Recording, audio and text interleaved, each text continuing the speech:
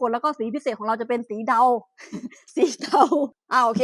รีวิว60ลิตรให้ดูหน่อยนะตัวนี้เลยทุกคนเดี๋ยวแอดมินจะเอามาเทียบกับ100ลิตรให้ดูตรงนี้ดีกว่ามันจะได้มองเห็นภาพเนาะ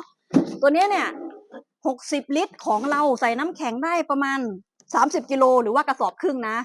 แล้วแต่บางที่กระสอบละ20โลหรือว่ากระสอบละ30โลแล้วแต่โรงงานเนาะนี่ข้างในเป็นไงทุกคนใหญ่มากไม่ว่าจะใส่ใช้งานในบ้านค้าขายร้านอาหารตามสั่งร้านกาแฟพวกซุปเปอร์มาร์เก็ตอะไรอย่างงี้เนาะร้านค้าที่เพื่อนๆเปิดที่บ้านอ่ะก็ใช้ได้พอดีเลยทุกคนตัวนี้เราซื้อแบบของเราเลยนะไม่ต้องแบบว่าไปเช่าก็ได้นะเพราะว่ามันเป็นอิสระต่อการใช้งานเนาะไม่ว่าจะลงน้ำแข็งหรืออะไรเงี้ยมันก็ไม่ต้องติดสัญญาเช่านะทุกคนราคา1,000 กว่าบาทยังไงก็ลองกดตะกร้าด้านล่างดูก่อนนะแอดมินมีให้เลือกหลายรุ่นด้วยหลายสีตัวนี้เป็นสีน้ำเงินเนาะของเราจะมี4สีเลยทุกคนแล้วก็สีพิเศษของเราจะเป็นสีเทา สีเ